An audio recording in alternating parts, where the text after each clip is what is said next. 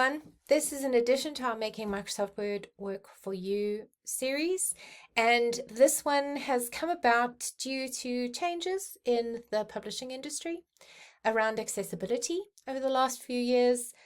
These tools have existed for a very long time, but publishers haven't always insisted that we use them. And it is starting to become the case that as thesis writers, we need to use these tools as well when we're inserting images. So this is essentially for somebody who has sight impairment or has sight loss and is unable to see the image, the figure that you have on your screen.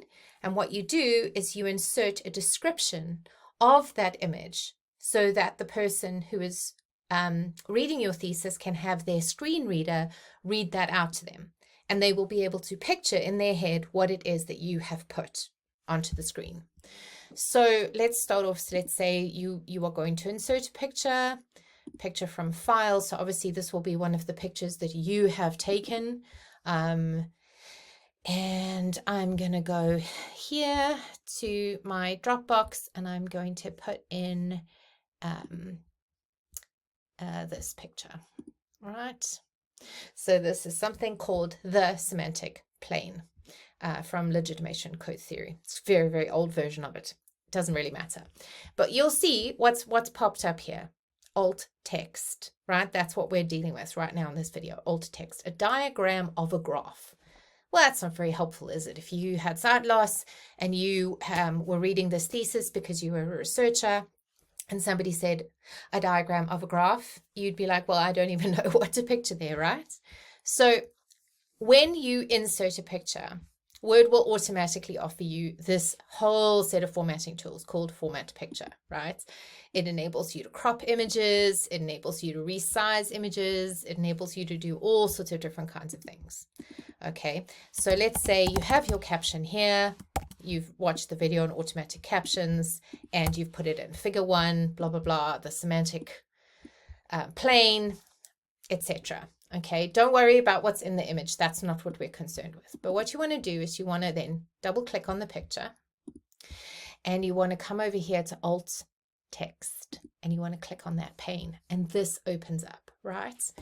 How would you describe this object and its context to someone who is blind or has low vision?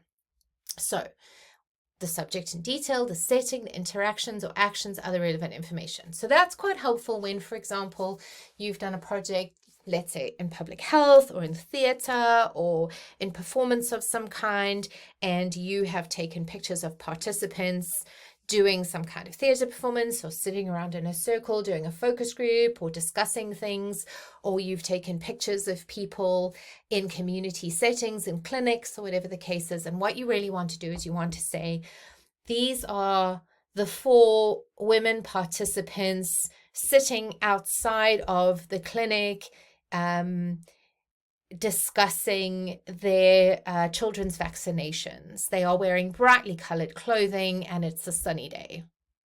Okay, that kind of thing. Because then somebody who has sight loss or low vision can kind of picture 4 women. You might want to actually describe the women in more detail. You might want to say, if it's relevant to your project, that you might want to, for example, describe the women's skin color. You might want to describe what they're wearing. You might want to describe if they have headgear. You might want to describe if they have babies in their arms, if they're breastfeeding, if they're doing all sorts of different kinds of things. It very much depends on your project, right? So you want to think not generically here, you want to think in terms of your project. If it is valuable because you're doing a project around women's health, women's antenatal health, it might be absolutely relevant to say, this is 2 women sitting on a bench outside the clinic, breastfeeding their babies. They're wearing brightly colored clothing. They're small children playing at their feet, right? That kind of thing. That's what we're talking about here. You might want to, obviously, if you, for example, inserting a table or a graph, you have to think quite differently though, right? So what is this a graph of? What is it a table of? What is it showing? This is a graph showing precipitation on a month-by-month basis for the years 1975 to 1985. level of precipitation is shown in blue, and the other kinds of things are shown in red or whatever, that kind of thing, right? So here, how would I describe this? I would not say a diagram of a graph. I would say this is the semantic plane, right? It is a Cartesian plane. Sorry, Descartes. Cartesian plane with 4 quadrants,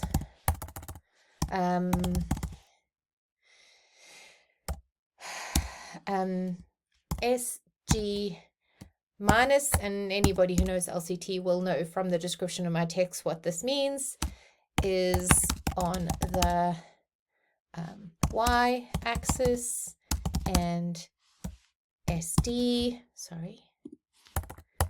is on the y-axis, SD is on the x-axis, and the codes from top left clockwise to bottom right are motif, rhizomatic, figurative, and prosaic, right? So that, and please don't at me if I got the X and Y axis wrong. It does, I don't really think that necessarily matters. Basically, you need now to then say, okay, that's going to be my alt text. I want to close that. So now if I double click on this and I go to alt text, you will see that that is what it says. So let's see now if this works. If I hover over, it should show me the alt text. View alt text. Sorry, that's how you do it. Okay, so basically now it's saved it. Okay, so if I now do this for all of the images in my thesis, I put a description in of contextually what is relevant for my readers to know about my tables, graphs, figures, images, pictures, anything that I've put in there that is visual, not text. I have to think, if somebody is reading my thesis with a screen reader, what will the screen reader tell them about this thing, this image, this artifact that I've inserted?